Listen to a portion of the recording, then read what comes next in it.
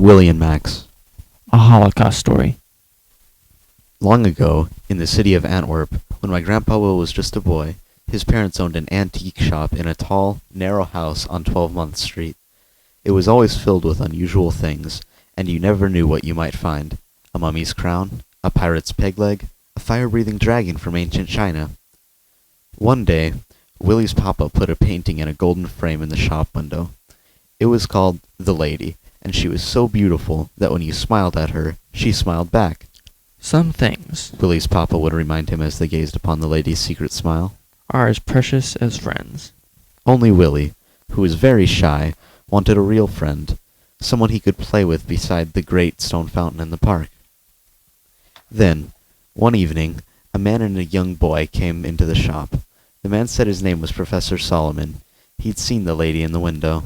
She smiled at me. He told Willy's papa. Then you must have her, said papa. Let me wrap her for you. Willy, meanwhile, was left alone with the boy. What's your name? The boy asked. Willy, said Willy softly. What's yours?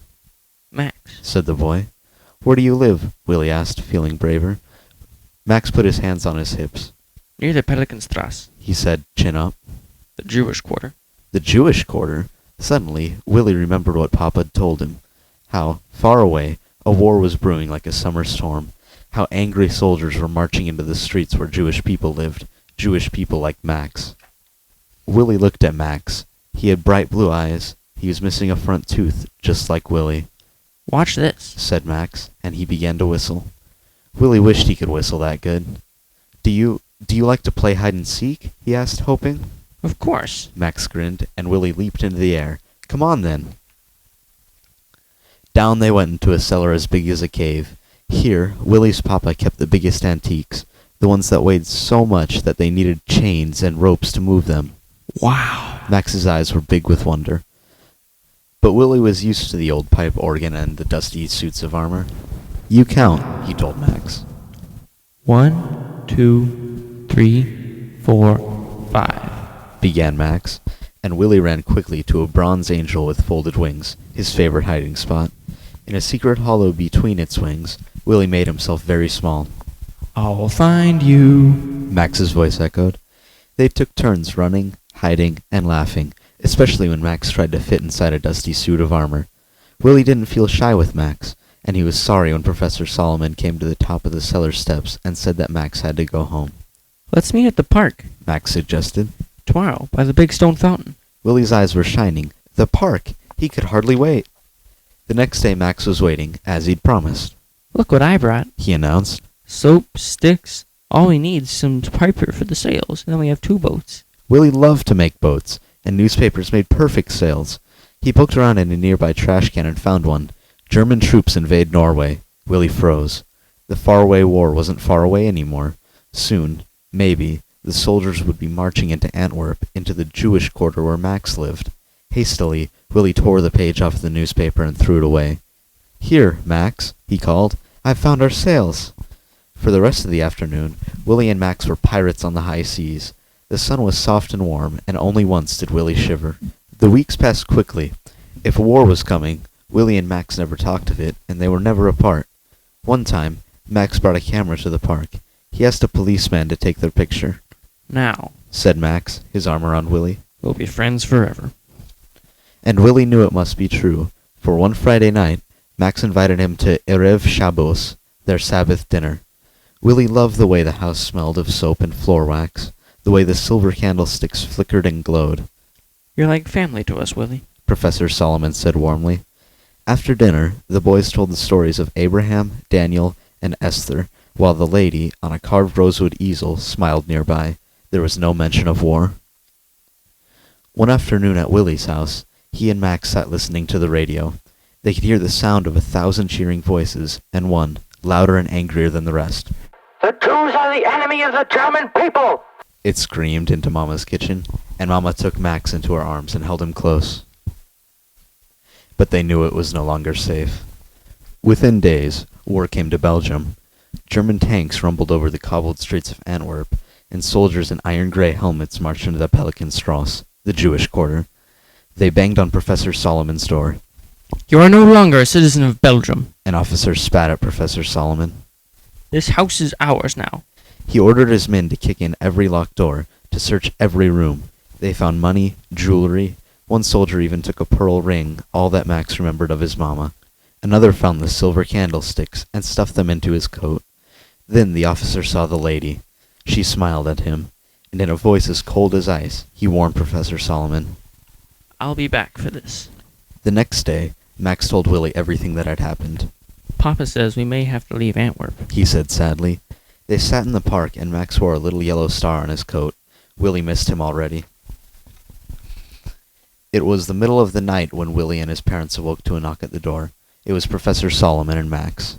You're going away. Professor Solomon spoke quietly to Willy's papa. He handed him something rolled up in a brown paper. It's the lady, he said.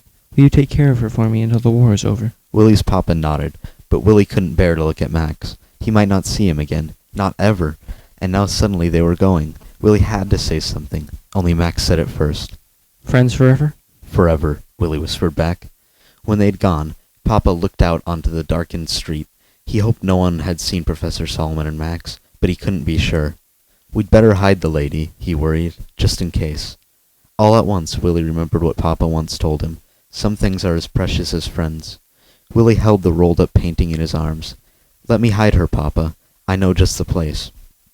And gently Willy carried her down into the cellar, to the bronze angel. There he hid the lady in the secret hollow between the angel's folded wings. A few days later, the soldiers did come. Open up! They shouted, pounding on the door. A Nazi officer pushed roughly past Papa, glancing at Willy. Willy shivered. The officer's voice was like ice. You've been seen talking to Jews. He lashed out at Papa. Maybe you hide things for them as well. Willy squeezed Mama's hand.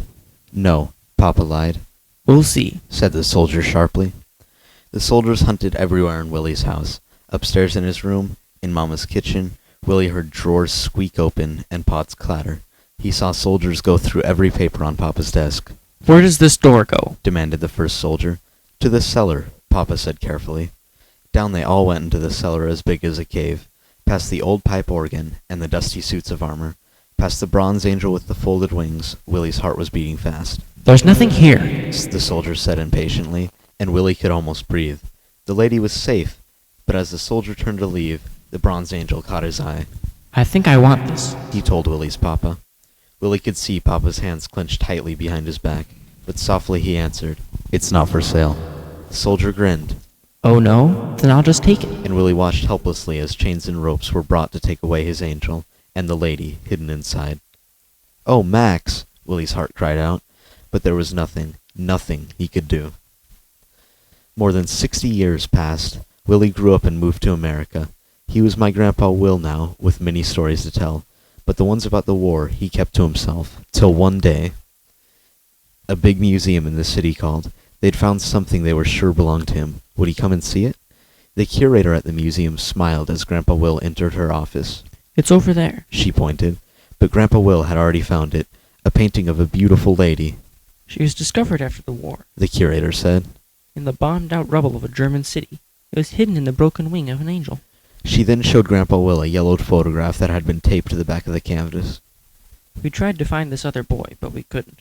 We were lucky to find you. Grandpa Will smiled, remembering the two boys, their arms wrapped around each other. Willy and Max, it said, friends forever.